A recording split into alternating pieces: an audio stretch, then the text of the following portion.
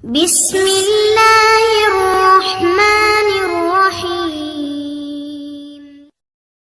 அஸ்ஸலாமு அலைக்கும் வரஹ்மத்துல்லாஹி வபரகாத்துஹு.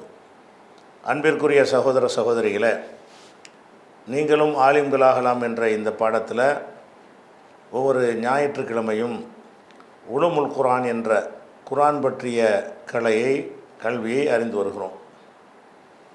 இதுவரைக்கும் குர்ஆன்டா என்ன, குர்ஆனுக்கு ஹதீஸுக்கு என்ன வேறுபாடு, இந்த மாதிரி விஷயங்களையும், குர்ஆன் எப்படி அருளப்பட்டது, எது முதல்ல அருளப்பட்டது, இந்த மாதிரியான விஷயங்களையும், குர்ஆனுடைய எழுத்துக்கள் எப்படியெல்லாம் மாற்றம் அடைஞ்சு வந்திருக்கிறது, இப்போ உள்ள எழுத்து வேறு, அன்றைக்கு இருந்த எழுத்து வேறு, இந்த விவரங்களை எல்லாம் உலுமுல் குர்ஆனில் நம்ம பார்த்துட்டோம்.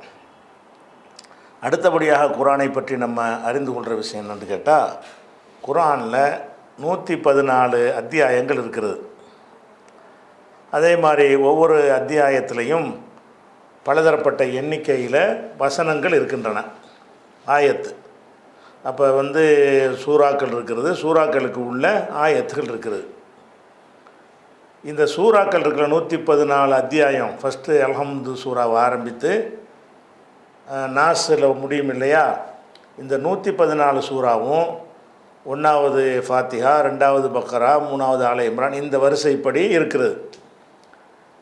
இந்த வரிசைப்படி இருப்பது அல்லாஹுடைய வஹியின் அடிப்படையில் அமைக்கப்பட்டதா, அல்லது அன்றைக்கு இருந்த நன்மக்கள் கூடி முடிவெடுத்த அடிப்படையில் அமைக்கப்பட்டதா, இந்த விவரங்களை நம்ம தெரிந்து கொள்ள வேண்டும்.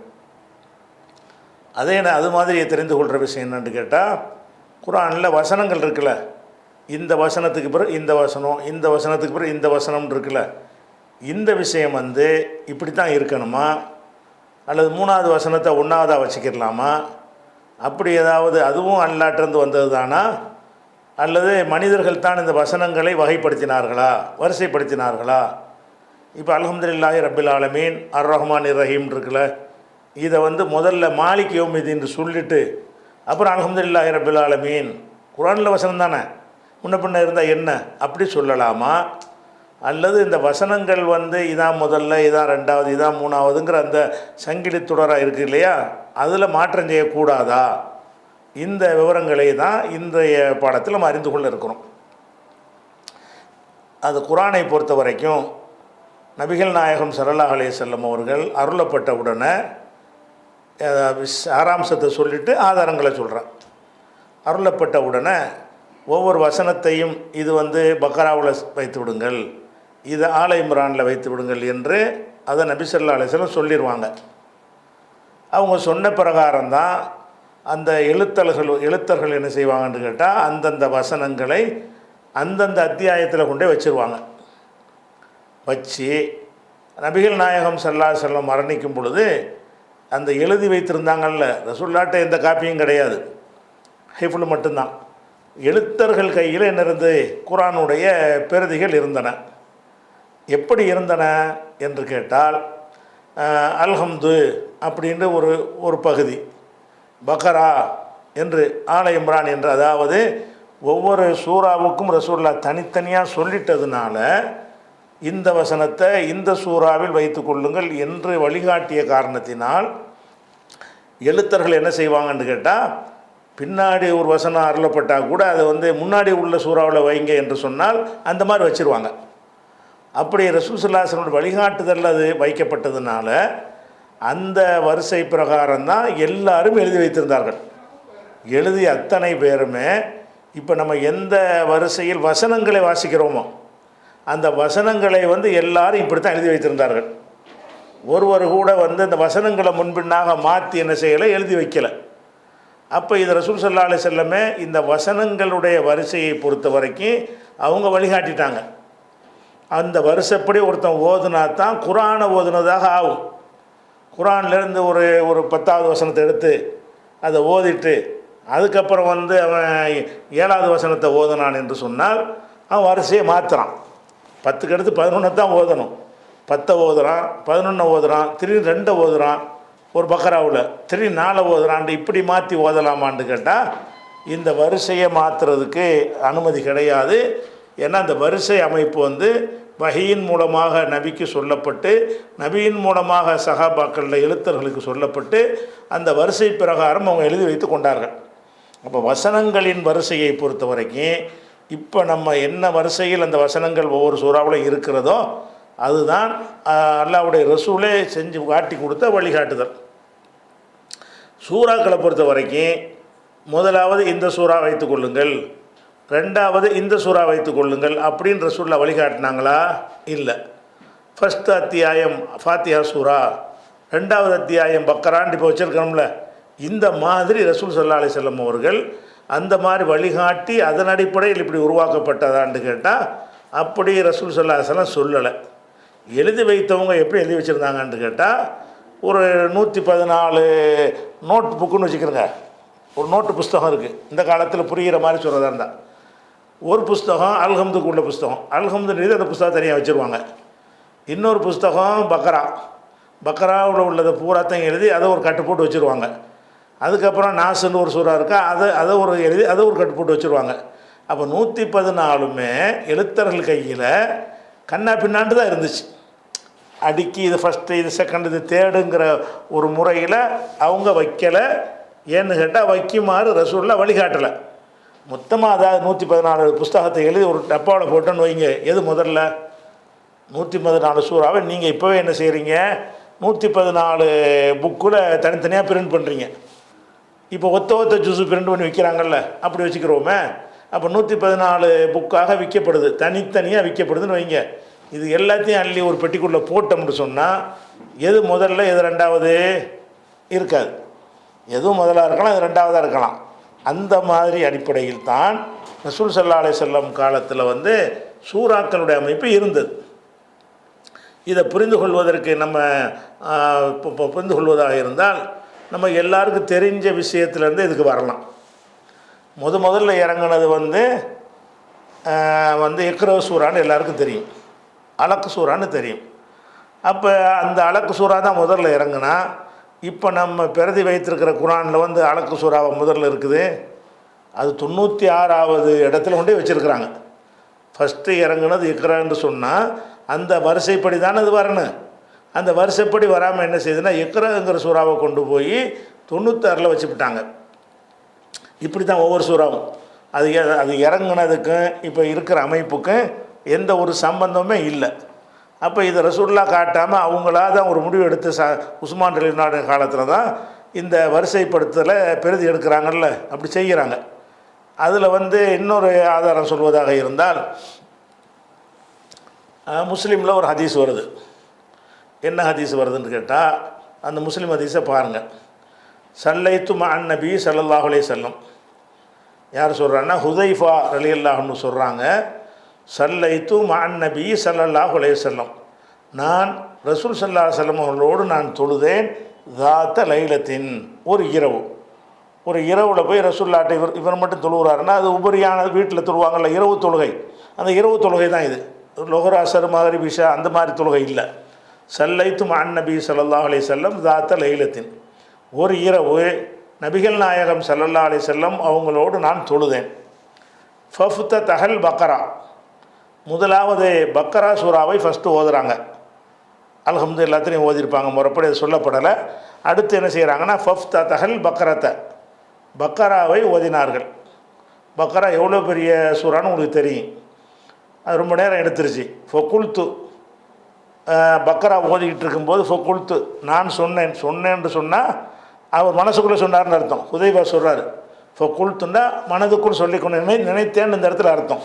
ஃபொக்குல்த்து, நான் மனசுக்குள்ளே நினைத்து கொண்டேன். எருக்காவு இந்தல் மேத்தி, 100வது ஆயத்தில் ருக்கு செய்வாங்கன்னு நினச்சேன். பக்கராவை ஆரம்பிக்கிறாங்க, பெரிய சூறாவாக இருக்க, இது 50 டைம் ஓதி மனுஷனுக்கு தொழ முடியும். அதனால் ரசூல் ஸல்லல்லாஹு அலைஹி வஸல்லம் அவர்கள் இந்த ஓதுறதை பார்த்தா ஒரு 100வது ஆயத்து ஓதுன உடனே ருக்கு செய்வாங்க நினைத்தேன். ஏற்கவழ இந்தல் மேத்தி, மேத்துனா 100, இந்தல் மேத்துனா 100ன் போது 100 ஓதும்போது ஏற்கவு ருக்கு செய்வார்கள் என்று நினைத்தேன். சும்மா மதா, பிறகு ரசூல் ஸல்லல்லாஹு அலைஹி வஸல்லம் செய்கிறாங்க, மறுபடியும் அப்படியே போய்கொண்டே இருந்தார்கள். அதாவது 100 இல்லை நிப்பாட்டாமல் என்ன செய்கிறாங்க, அப்படியே கண்டினியூ பண்ணி போய்கிட்டே இருக்கிறாங்க. போய்கிட்டே இருக்கும் பொழுது சும்மஃப்தஹன் நிசா, அதுக்கப்புறம் வந்து நிசா சூறாவை ஆரம்பிச்சிட்டாங்க. பக்கரா முடிச்சு விட்டு அப்புறம் நிசா சூறாவை ஆரம்பிச்சிட்டாங்க. அப்புறம் பக்கரா அதை ஓதி முடிச்சிட்டாங்க. சும்மஃப்தஹ ஆல இம்ரான், பிறகு ஆல இம்ரான்ங்கிற சூறா ஓதுறாங்க. பக்கராஹா எக்கரவு முத்தரசிலன், அதாவது நம்மளை நிறுத்தி நிதானித்து ஓதினார்கள். நமக்கு பிந்தி வர்ற விஷயங்கள்லாம் இந்த தலைப்புக்கு தேவையற்ற விஷயங்கள் நம்ம இது வரைக்கும் போதும். இதில் நம்ம வச்சிருக்கிற குரான், உலகம் பூரா ஒத்துக்கொண்ட குரான் இருக்குல்ல, அந்த குரானுடைய வரிசை பிரகாரம் ஃபஸ்ட்டு வந்து ஃபாத்திஹா விட்டுருங்க. ரெண்டாவது சூறா எது? பக்ரா. பக்ராவுக்கு அடுத்து மூணாவது சூறா எது? ஆல இம்ரான். நாலாவது சூறா எது? நிசா. அப்போ பக்ரா, ஆல இம்ரான், நிசா, இப்படி தான் குரானில் இருக்குது. இந்த வரிசை தான் முறைப்படி இருக்க வேண்டுமாக இருந்தால், இதுதான் வஹீல் ஓதப்பட வேண்டிய வரிசையாக இருந்தால் ரசூல்லா மாற்றுறாங்க. எப்படி மாற்றுறாங்க? பக்கரா, நிசா, ஆல இம்ரான் மாற்றுறாங்க. அதாவது நாலாவதை மூணாவதாகவும் மூணாவதை நாலாவதாக மாற்றி போட்டு ஓதுறாங்க. எப்படிலாம் வருது? அதாவது சும்மஃப்தஹ நிசா, பக்கராவுக்கு பிறகு ஓதுனது நிசா. நிசாங்கிறது நாலாவது சூறா. சும்மஃப்தஹ ஆல இம்ரான், பிறகு ஆல இம்ரான் மூணாவது சூறா. அப்போ ரெண்டாவது அத்தியாயத்தை ஓதிட்டு நாலாவது அத்தியாயத்தையும் ஓதிட்டு மூணாவது அத்தியாயத்தை ஓதுனாங்க. அப்படின்னு சொன்னால் இந்த சூறாக்களுடைய வரிசை என்பது வந்து அது எப்படி இருந்தாலும் பிரச்சனை இல்லை. அந்த வரிசை வந்து இந்த மாதிரி தான் இருக்க வேண்டும் என்பது கிடையாது. அப்படின்னு அந்த வரிசை வஹீல் அமைந்தது இல்லை. அப்படித்தான் வசனத்தில் நீ மாற்ற முடியுமா? ஒரு அல்ஹம்து பக்ரா சூரா ஓதும்போது அதில் வந்து 15வது வசனத்தை ஓதிட்டு நீங்கள் 14வது வசனத்தை ஓத முடியுமா? 14 ஓதிவிட்டு 10வது வசனத்தை ஓத முடியுமா? ரிவர்ஸில் கீழே தான் ஓதணும். 14 ஓதுனா 15 தான் ஓதணும். 16 விட்டுட்டு கூட 17 ஓதக்கூடாது. கண்டினியூவாக ஓத நினச்சா ஒரு ரக்காத்தில் முடிச்சுட்டு அடுத்து ஆரம்பிக்கும் போது எங்கேருந்து வேணால் நீங்கள் ஆரம்பிச்சுக்கலாம். ஒரு கண்டினியூவாக நீங்கள் ஓதுறதா இருந்தால் குரானில் உள்ள வசனத்தை முன்பின்னா ஓதிட்டீங்கன்னு வைங்க, நீங்கள் குரானில் விளையாடியவர்களாக ஆயிடுவீங்க. ஆனால் சூறாவில் மாற்றிக்கிட்டு ஓதுனா அப்படி ஆகலை. அல்லாஹ்வுடைய ரசூலுடைய இந்த செயல் எதை காட்டுகிறது என்று சொன்னால், இந்த சூறாவில் இதான் முதல் இதான் ரெண்டாவதுங்கிற கான்செப்டு இஸ்லாத்தில் இல்லை. 114 நீங்கள் எதை முதலாவதாக வைத்து கொண்டாலும் உங்கள் மீது குற்றம் கிடையாது. எதை கடைசின்னு வைத்து கொண்டாலும் மார்க்கப்படி குற்றம் கிடையாது. ஓதுவதுக்கு தானே குரானு. ஓதுவதில் இப்படி செஞ்சு காட்டிட்டாங்களே. ஓதுவதில் காட்டினா பேப்பரில் முன்ன பின்ன வச்சுக்கிட்டா எல்லாம் என்ன தப்பு வரப்போகுது? ஓதுவது தான் முக்கியமான இபாதத்து. அதுலேயே இந்த வரிசை வந்து அவசியமற்றது, இந்த வரிசை வந்து கட்டாயமானது இல்லை என்பதை என்ன செய்கிறது? இதிலேருந்து விளங்கிக்கிறோம். அது மாதிரி வந்து என்ன செய்கிறாங்கன்னு கேட்டால், ரசூல் ஸல்லல்லாஹு அலைஹி வஸல்லம் ஓதுன விஷயமாக சில ஹதீஸ்கள் வருது. இது புகாரியில் வரக்கூடிய 4993வது ஹதீஸ். அதில் என்ன செய்கிறாங்கன்னு கேட்டால், நான் வந்து ஆயிஷா நாயகியோடு இருந்தேன். யூசுஃப் இப்னு மாஹிக் என்பவர் அறிவிக்கிறார். என்ன அறிவிக்கிறார்னா, இந்த ஆயிஷத்தை உம்முல் முமினின் ஆயிஷா அவர்களோடு நான் இருந்தேன். இது ஜாஹா இராக்கியும், அப்போது அவர்களிடம் ஒரு ஈராக் நாட்டை சேர்ந்தவர் வந்தார். நிறைய பேர் வருவாங்க, கேள்வி கேட்குறதுக்கு வந்துக்கிட்டே இருப்பாங்க. ஆயிஷா நாயை பொறுத்த வரைக்கும் அவங்க மார்க்க சம்பந்தமான விஷயங்களை அதிகம் அறிந்தவர்களாக இருந்த காரணத்தினால ஏதாவது சந்தேகம்னா நேரம் என்ன செய்வாங்க, ஆயிஷா நாயிட்ட வந்து பலரும் வந்து கேட்டு தெரிந்து கொள்வார்கள். ஏராளமான ஆண்களும் வந்து அவங்கள்ட்ட தான் கேட்டுக்குருவாங்க. இது ஜாஹா இராக்கியும், ஈராக்னா அந்த நாட்டுக்கு பேர். ஈராக்கியுன்னா ஈராக் நாட்டை சேர்ந்தவர். அந்த சேர்த்துட்டோம்னா அது நிஸ்பத்துடைய. இது ஜாஹா இராக்கியும், ஒரு ஈராக் நாட்டவர் வந்து அவங்கள்ட்ட வந்தார். ஒக்கால் அவர் கேட்டார், ஐயுல் கஃபனி ஹைருன், கஃபன் போடுவோம்ல, செத்து போன ஆட்களுக்கு போடக்கூடிய அந்த உடை, இறந்தவருக்கு போடக்கூடிய ஆடைக்கு பேர் கஃபன். ஐயுல் கஃபனி, எந்த கஃபன் ஹைருன் சிறந்தது, ஒரு ஆள் இறந்துட்டார்னா எந்த மாதிரி கஃபன் போடுவது நல்லது அப்படின்னு கேட்குறாரு. அவர் கேள்வி கேட்குறாரு. காலத்து ஆயிஷா நாய் சொல்கிறாங்க, வைஹக்கனா உனக்கு கேடு உண்டாகட்டும்னு அர்த்தம். ஆனால் இது செல்லமாக சொல்லுவாங்க, திட்டுறதுக்கு சொல்கிறதில்ல. ஆனால் நாசமாக போகிறோன்னு அப்படி ஒரு செல்லமாக திட்டுவாங்கள்ல, அதுக்குரிய வார்த்தை தான் வைஹக்க என்பது. வைஹக்க அட நாசமாக போனவனே, ஒமா எல்லோரும் இருக்க இதில், அதனால் உனக்கு என்ன கேடு வரப்போகிறது, நீ எதை வேணாலும் வச்சு எந்த கஃனை வேணாலும் போட்டுக்க, சட்டையை கூட போட்டுக்க, ஜிப்பா கூட போட்டுக்க, தலப்பா கூட போட்டுக்க, துண்டை கூட போத்திக்க, எதை வேணாலும் போட்டுக்க, இதில் என்ன உனக்கு தீங்கு வரப்போகிறது? இதெல்லாம் ஒரு கேள்வியாங்கிறாங்க. கஃன் போட்டு அடக்கணும், உங்கள்கிட்ட என்ன இருக்குது அதை போட்டு அடக்கு, இதில் என்னக்கிட்ட நான் எந்த மாதிரி கஃன் போடணும்னு அதுக்கு ஒரு தனி சட்டம் கேட்குறேன் அப்படின்னு அவங்க என்ன செய்கிறாங்க, அதுக்கு பதில் சொல்லிடுறாங்க. கால அவர் சொன்னார், யார் அந்த ஈராக்வாசி சொல்கிறாரு, யா உம்முல் முமினீன், உம்முல் முமின் அவர்களே, முமின்களின் தாயே, அரீனி எனக்கு காட்டுங்கள். ராண்டா பார்த்தான், அரா என்றால் பார்க்க வைத்தான், காட்டினான் அர்த்தம். ராண்டா பார்க்கிறது, அராண்டு அஃபால அரு ஆண்டு அஃபாலன்னு மாற்றிட்டா பார்க்க வைத்தான், பார்க்க வைக்கிறேன்னா காட்டுறது தானே, காட்டினான் அர்த்தம். அதுலேருந்து அம்புரை என்ன, அராவுலேருந்து யுரீண்டு வரும், யுரியில் வந்து ஏ எடுத்துட்டோம்னா ரீண்டு வரும், முன்னாடி அந்த அலிஃபா அஃபாலாவுடைய வசனம் இருக்கனால அலிஃபை போடணும். அரி, அரியா அரு, அரி அரியா அரின, அரினா ஆண்பாளுக்கு உள்ளது, அரி காட்டு, அரியா இருவரும் காட்டுங்கள், அரினி, அரீன்னு நீட்டிட்டோம்னா பெண்பாளுக்குள்ள வார்த்தை. அப்போ அரீனி எனக்கு காட்டுங்கள், முஸ்ஹஃபக முஸ்ஹஃபக்கி உங்களுடைய குரானுடைய பிரதியை, முஸ்ஹஃப்னா பிரதி, பிரதிங்கிறது குரானுடைய பிரதிக்கு தான் சொல்லுவாங்க. அரீனி சொல்லி அன்னைக்கு சொல்லியிருக்காங்கன்னு விளங்குது. அரீனி முஸ்ஹஃபக்கி உங்களுடைய முஸ்ஹஃபை எனக்கு காட்டுங்கள், நீங்கள் குரான் வச்சுக்கிறீங்கல்ல அந்த காப்பி, அது எனக்கு ஒன்றை காட்டுங்க கொஞ்சம் அப்படின்னு கேட்குறாரு. காலத்து அவங்க ஆயிஷா நாய் கேட்குறாங்க, லிம ஏன், இது எது கேட்குறேங்கிறாங்க, லிம ஏன். கால அவர் சொல்கிறாரு, லல்லி ஓ அல்லிஃபுல் குர்ஆன அலைஹி, நான் இந்த குர்ஆனை அலைஹின்னா அதன்படி, அதன்படினா உங்களுடைய முஸ்ஹஃப் படி குர்ஆனை நான் தொகுக்க போகிறேன், அதன்படி நான் எழுதிக்கிற போகிறேன். ஃபைன்னஹு யுக்ரவு கைர முஅல்லஃபின் தொகுக்கப்படாமல் பலவிதமாக ஓதப்படுகிறது. இதுக்கு பிறகு அது, அதுக்கு பிறகு இதுங்கிற கணக்கு இல்லாமல் கண்டமேனிக்கு ஓதுறாங்க. நீங்கள் வச்சுக்கிற குரானை பார்த்துட்டேன்னு சொன்னால் அதில் எதை ஃபஸ்ட்டாக போட்டிங்கன்னா நானும் ஃபஸ்ட்டாக போட்டுக்கிருவேன், செகண்டாக உள்ளது நானும் செகண்டாக போட்டுக்கிருவேன், நீங்கள் எந்த வரிசையில் எழுதிக்கிறீங்களோ அந்த மாதிரி வச்சுக்கிருவேன் அப்படின்னு சொல்லி என்ன செய்கிறாங்க, அவர் கேட்குறாரு காரணம். காலத்து ஆயிஷா நாய் சொல்கிறாங்க, ஒமா எல்லோருக்க உனக்கு தீங்கு தராது, எந்த கேடும் வராது. ஐயஹூ கரகத்த கபுலு எதை நீ முன்னாடி ஓதினாலும் சரி உனக்கு கேடு வராது. கடைசியாக இருக்கிறது முன்னாடி ஓதிக்கிட்டாலும் சரி, எதை வேண்டாலும் நீ ஃபஸ்ட்டு ஆக்கிக்கிட்டேன்னு சொன்னால் உனக்கு எந்த கேடும் கிடையாது. அப்போ மார்க்கத்தில் அதுக்கு எந்த முக்கியத்துவம் கிடையாது. வரிசை வந்து நாங்களாக எழுதி வச்சுக்கிட்டோமே தவிர நான் எழுதின வரிசைக்கு மாற்றமாக நீ ஓதுனா ஏதாவது கேடு வருமானா வராது. காரணம், இந்த வரிசையில் தான் வசனங்கள் சூறாக்கள் இருக்க வேண்டும் என்று நபியுடைய வழிகாட்டுதல் இல்லை. வழிகாட்டில் இருந்தால் அது கேடு தான் தரும். அவங்க சொன்ன வரிசையில் தான் ஓதணும், அது கேடு தராதுன்னு ஏன் சொல்கிறாங்க? அதுக்கு எந்த ஒரு கட்டளையும் இல்லை. அப்போ ஆயிஷா நாயகம் முதல் சூறாவாக எதை வேணால் எழுதி வச்சுருந்துருப்பாங்க. அவங்க முதல்ல எழுதுனதை தான் நானும் முதல்ல எழுதணும்னு அவசியமானு கேட்டால் அப்படி அவசியம் இல்லை, அப்படி ஓதணுங்கிற அவசியம் இல்லை. அப்போ கேட்குறாங்க, உமா எல்லோரும் இருக்க உனக்கு தீங்கு தராது, அதாவது உனக்கு எந்த தப்பும் இல்லைன்னு அர்த்தம். ஐயஹூ கரகத்த அதில் எதை ஓதினாலும் கபுலு முன்னால், அதில் எதை நீ முதலில் ஓதினாலும் உனக்கு வந்து என்ன இல்லை, எந்த ஒரு தீங்கும் வராது.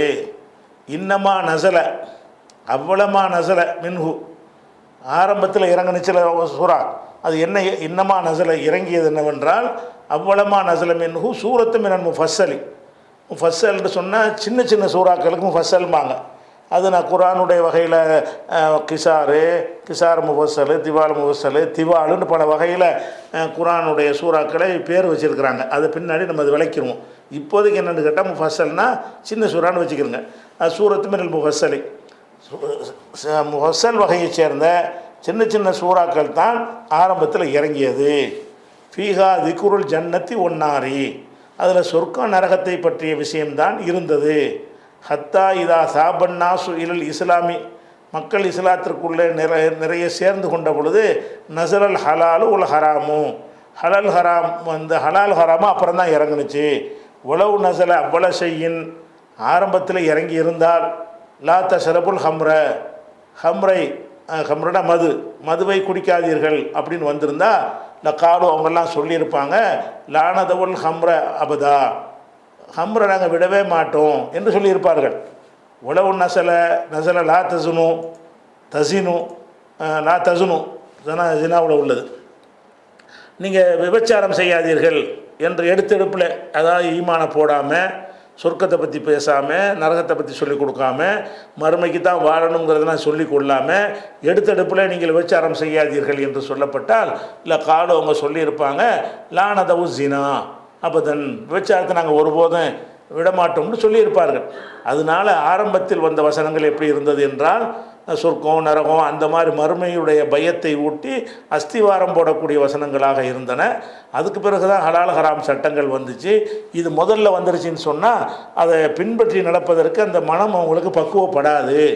இவங்களாம் சொல்ல ஒரு காரணம். லக்கது நசலபி மக்கத்தை அலா முகமதின் ஸல்லல்லாஹு அலைஹி வஸல்லம், மக்காவில் இருக்கும்போது முகமது ஸல்லல்லாஹு அலைஹி வஸல்லம் அவர்களுக்கு இறங்கியது ஓ இன்னீல ஜாரியத்துன் அல் அபு, நான் விளையாட்டு சிறுமியா, ஜாரியத்துனா சிறுமி, ஜாரியத்துன் அல் அபு, லாபன்னா விளையாடினான், விளையாடுகிற சிறுமியாக நான் இருக்கும்போது இறங்கியது பலிசாத்து மோயிதுஹும் பொசாத்து அதுஹாவு அமர். இந்த வசனத்தை நான் மக்காவிலே கேட்டிருக்கிறேன். இது சூரத்துல் கமருங்கிற சூறா. அந்த கமருங்கிற சந்திரனுங்கிற சூறா வந்து எப்போ இறங்குனுச்சு? நான் சின்ன பிள்ளையாக விளையாடிக்கிட்டு இருக்கும்போது இறங்குனுச்சு. ஒமா நசரத்து சூரத்துல் பக்கரத்தி ஒன் நிசாய், பக்கரா நிசா சூறாக்கள் இறங்கவில்லை. இல்லா வான இந்த ஹூ, நான் ரசூலுல்லாஹ்விடத்தில் அதாவது மனைவியாக இருக்கும்போதே தவிர இறங்கவில்லை. அப்போ என்ன சொல்கிறாங்கன்னா, இறங்குனது அந்த கமர் தான் இறங்குனுச்சு. இந்த பக்கரா நிசாவில் இங்கே மதீனாவுக்கு வந்த பிறகு இறங்குனுச்சு. அதை கொண்டு போய் முன்னாடி வச்சுருக்குறாங்கன்னு அர்த்தம். அப்போ இறங்குனதுக்கு அந்த வரிசைக்கும் சம்பந்தம் இல்லை என்பதற்கு இதை சொல்கிறாங்க. அது மாத்திரம் இல்லாமல் ஃபஹரஜத்து லகுல் முஸ்ஹபா, தன்னுடைய முஸ்ஹபை அவருக்கு எடுத்து என்ன செய்கிறாங்க, காட்டினாங்க. ஃபம்லத் அலைஹி ஆயசூரி, சூறாக்களுடைய வசனங்களை எல்லாம் அவருக்கு என்ன செஞ்சாங்க, ஓதி காட்டினார்கள் வருது. இதில் நம்ம என்ன எழுதுகிறோம்னு சொன்னால், அதாவது குர்ஆனுடைய அந்த வசனம் என்பது வந்து வஹி அடிப்படையில் ரசூலுல்லாஹ்வால் ஆக்கப்பட்டது. வசனங்களுடைய வரிசை, சூறாக்களுடைய வரிசையை பொறுத்த வரைக்கும் அது வந்து உஸ்மான் ரலியல்லாஹு அன்ஹு அவங்க தான் என்ன செய்கிறாங்க, 114 நோட்டு புக்கை எடுக்கிறாங்க. எடுத்துகிட்டு அவங்களா ஒரு ஆலோசனை பண்ணுறாங்க. இதை வச்சுக்கிறோம், பெரிய சூறா முதல்ல வைப்போம், அடுத்தடுத்து சூறா வைப்போம், அதுக்கடுத்து சூறா வைப்போம்ட்டு அவங்களா ஒரு ஐடியா பண்ணி அங்கே உள்ள மக்கள்கிட்ட ஒரு கன்சல்ட் பண்ணி அவங்க தான் இந்த வரிசை அமைத்தார்கள். இந்த வரிசைகள் அமைக்க வேண்டும் என்று எந்த ஒரு வகையும் கிடையாது. அவங்களுக்கு தெரிஞ்ச நியாயத்தின் அடிப்படையில் இந்த ஏதாவது ஒரு வரிசையில் அமைச்சு ஆகணும். நான் அமைச்சேன்னா எனக்கு என் அடிப்படையில் இதை ஃபஸ்ட்டு செகண்ட் நான் அமைச்சிக்கிருவேன், நீங்கள் அமைச்சா வேறு மாதிரி அமைப்பீங்க, அவர் ஒரு வேறு மாதிரி அமைச்சிட்டாரு. இப்போ ஒவ்வொருத்தரும் அவங்கவுங்க வரிசைக்கு அமைச்சுன்னா குழப்பமாக போயிருங்கிறதுனால அவர் வரிசைக்கு அமைச்ச முறையில் நம்ம குர்ஆனை அச்சிடுகிறோம், ஓதுகிறோம். அச்சிடுவதிலெல்லாம் போட்டு குழப்பி விட்டோம்னா பல குர்ஆன்னு சொல்லிவிடுவாங்க. அதனால் அது அப்படி இருக்கட்டும். ஆனால் என்ன விளங்கி கொள்ளணும், இந்த வரிசை வந்து வஹியில் சொன்ன வரிசை கிடையாது. மாற்றி கீத்தி ஓதுனாலும் இந்த பிள்ளை எழுதுறப்படி அப்படி இருந்துட்டு போகுது, பிழைகளையெல்லாம் நம்ம திருத்தாமல் விட்டோம்ல, அந்த மாதிரி அந்த வரிசைப்படி இருக்கட்டும். உங்களுக்கு வந்து முதல்ல இறங்கின சூறாவை தான் முதல்ல வைக்கணும்னு விருப்பமாக இருந்தால் கூட அப்படி ஓதிக்கிறங்க. ஆனால் குர்ஆன் மக்கள் மத்தியில் அறிமுகப்படுத்தும் போது அப்படி அறிமுகப்படுத்துனீங்கன்னா இதை எடுத்து பார்ப்பான், இதை எடுத்து பார்ப்பான், ரெண்டு வேறு ரெண்டுலையும் ஒரே விஷயம் தான் இருக்குது, ஆர்டர் தான் மாறி கிடக்குது. அவன் நினைப்பான் ரெண்டு வேறு வேறு நினச்சிருவான். அது குழப்பத்தை ஏற்படுத்தும் என்பதற்கு தான் சமுதாயம் வந்து அதை அப்படி ஏற்றுக்கிட்டாங்களே தவிர வஹி என்பதற்கு இல்லை. இந்த வரிசை இது யாராவது வருஷம் தான் வைக்கணும், யார் கையில் ஆட்சி இருக்குது அவர் தான் செய்ய முடியும். ஆட்சி இருக்கிறவர் அவருக்கு தெரிஞ்ச நியாயத்தின்படி இந்த வரிசையை அவர் அமைச்சிட்டார், அதையும் குழப்பணும் என்று எல்லாரும் நினைச்சிட்டாங்க, ஒத்துக்கிட்டாங்க. எல்லாரும்னா அவருக்கு பிற்காலத்தில் வந்தவங்க தான் ஒத்துக்கிட்டாங்க. உஸ்மான் வாழ்ந்த காலத்தில் ஒத்துக்கிறல யாருமே.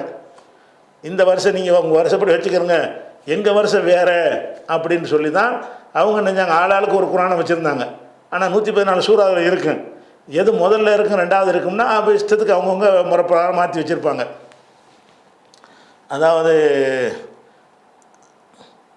இந்த ஃபத்ஹுல் பாரியில் இந்த இதுக்கு விளக்கம் சொல்லும்போது சொல்கிறாரு, வல்லதி எழுஹருளி, எனக்கு தோன்றக்கூடிய கருத்தாகிறது, அன்னஹாதல் ஈராக்கிய, இந்த ஈராக் வாசி இருக்கிறாரு, இவர் கேள்வி கேட்டார்ல, இந்த ஈராக் வாசி என்பவர் கான மிம்மை யஹுது பி கிராத்தி இப்னு மசூத், இப்னு மசூதுடைய கிராத்து பிரகாரம் அதை பின்பற்றக்கூடியவராக இருந்திருக்கிறார்.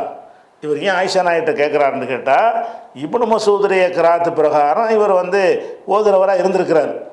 இப்போ கான இப்னு மசூத் அவர்கள் லம்மா ஹலர முஸ்ஹஃப் உஸ்மான் இலல் கூஃபா, இப்னு மசூது கூஃபாவில் இருக்கிறார். அப்போ தான் உஸ்மான் தொகுத்த அந்த பிரதி அவங்களால் அனுப்பப்பட்டு கூஃபாவுக்கு வருது. எல்லா பகுதிக்கு அனுப்புனாங்க. கூஃபாவுக்கு ஒரு பிரதி வருது. உஸ்மான் ரலியல்லாஹு பல பிரதி எடுத்து பசராவுக்கு, கூஃபாவுக்கு, மக்காவுக்கு, பல பகுதிகளுக்கு என்ன செஞ்சாங்க, திமிஸ்குக்கு, எகிப்துக்குன்னு பல பகுதிக்கு அனுப்பி வச்சாங்க. கூஃபாவுக்கு ஒரு பிரதி வருகிறது.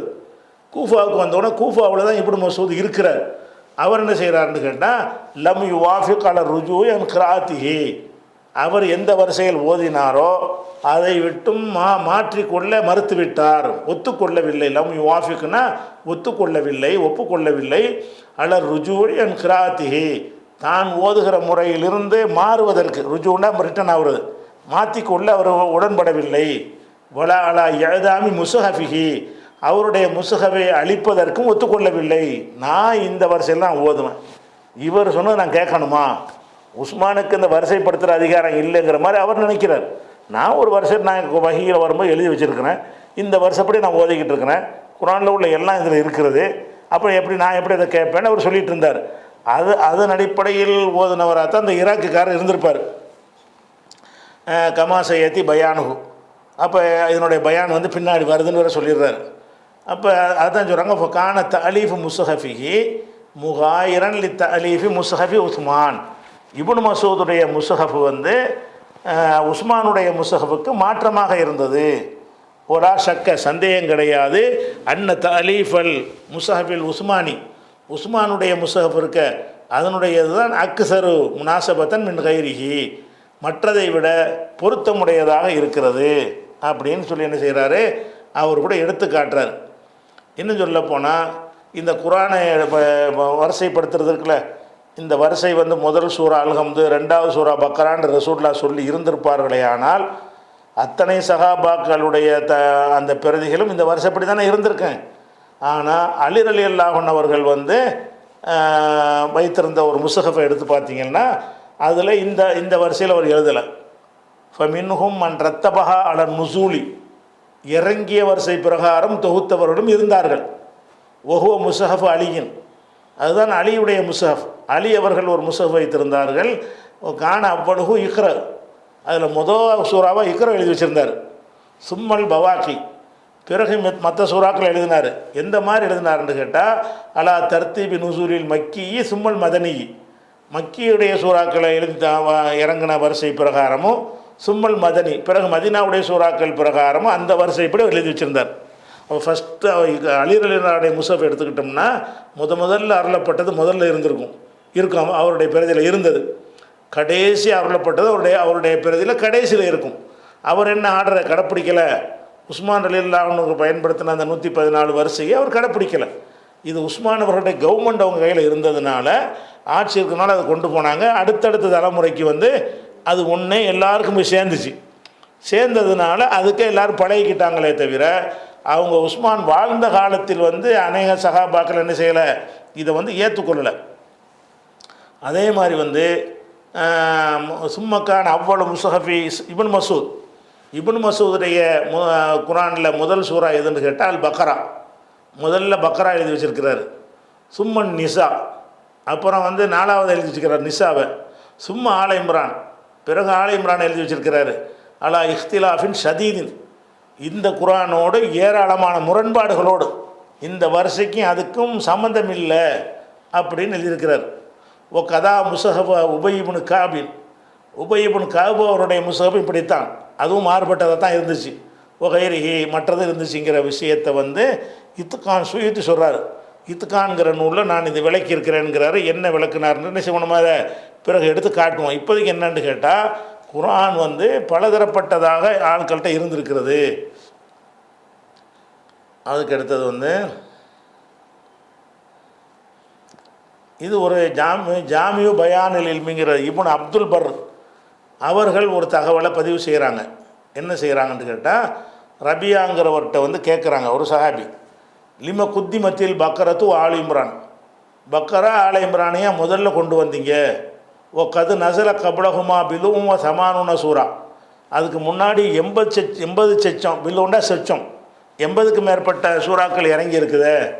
பக்கரா ஆல இம்ரான் ஒன்றாந்து 2வது 3வது நீங்கள் போட்டுப்பிட்டீங்களே, இதுக்கு முன்னாடி 80 சூறாக்கள் இறங்கப்பட்டுருச்சு அப்படின்னு கேட்குறாரு. இப்போ இன்னமா நசலத்தா பில் மதீனத்தி, இந்த 2 சூறாவும் மதீனாவில் தானே இறங்குனுச்சு. பக்கரா ஆல இம்ரான் வந்து மதீனாவில் இறங்கி இருக்கிறது. அப்படி இருக்கும் பொழுது அதுக்கு முன்னாடி இறங்கின 80 சூறாக்களை விட்டுவிட்டு இது எதுக்காக முந்தி வச்சாங்க அப்படின்னு கேட்கும் பொழுது பொகால ரபியா சொல்கிறாரு, கது குத்திமத்தா, அது அப்படி தான் முற்படுத்தப்பட்டு விட்டது. உள்ளிஃபல் குர்ஆன் தொகுக்கப்பட்டது அலா இல்மின் மிம்மன் அல்லஃபஹு, அதை தொகுத்தாங்கல்ல அவங்கள்ட்ட இருந்த ஒரு அறிவின் பிரகாரம் தொகுக்கப்பட்டது. கது இஜித்தமவு அலல் அமளி பிதாலிக்க, இதன்படி செயல்பட அனைவரும் ஒப்புக்கொண்டு விட்டார்கள். ஃபஹாதா மிம்மா நன்தகி இலகி, இதுதான் இதை வந்து நம்ம என்ன செய்யணும், இதன்படி இந்த முடிவில் தான் நம்ம செல்ல வேண்டும். இந்த கண்டா சென்றடையாது, இதில் தான் நம்ம சென்றடைய வேண்டும். போலா நசல் ஒன்ஹு, அதை பற்றி நம்ம கேள்வி கேட்கக்கூடாது. அப்போ ரபியா என்ன சொல்கிறாருன்னு கேட்டால், அதாவது 80 சூறா பக்ராவுக்கு ஆலிம்புரானுக்கு முன்னாடி 80 சூறா வந்துருச்சு தான். ஆனாலும் அன்னைக்கு இருந்த மக்கள் அறிஞர்கள் என்ன செஞ்சாங்கன்னு கேட்டால், அவங்க ஏதோ ஒரு அவங்களுக்கு தெரிஞ்ச ஞானத்தை கொண்டு அறிவை கொண்டு சிந்தித்து பார்த்து இந்த வரிசை அமைத்து விட்டார்கள். அன்றைக்கி எல்லாரும் அதை ஒப்புக்கொண்டு விட்டார்கள். அதில் வந்து நம்ம போட்டு கேள்வி கேட்டுட்டு இருப்பது வந்து நல்லது இல்லை. அப்படின்னா என்ன அர்த்தம், இது வஹியில் இந்த வரிசை அமைக்கப்படலைன்னு அவரை சொல்கிறார். ஹாபியை என்ன சொல்கிறாருன்னு கேட்டால், இது வஹி அடிப்படையெல்லாம் செஞ்சது கிடையாது, அவங்கள்ட்ட இருந்த ஒரு காரணத்தை அடிப்படையாக வைத்து இப்படி சொல்லிவிட்டார்கள் இருக்குது. இன்னும் இந்த குர்ஆன் தொகுத்த இந்த வரிசை பிரகாரம் உள்ள விஷயத்துக்கு நிறைய சான்றுகள் இருக்குது. ஒன்றா இன்ஷா அல்லாஹ் அடுத்தடுத்த வாரங்களில் பார்ப்போம். அஸ்ஸலாமு அலைக்கும்.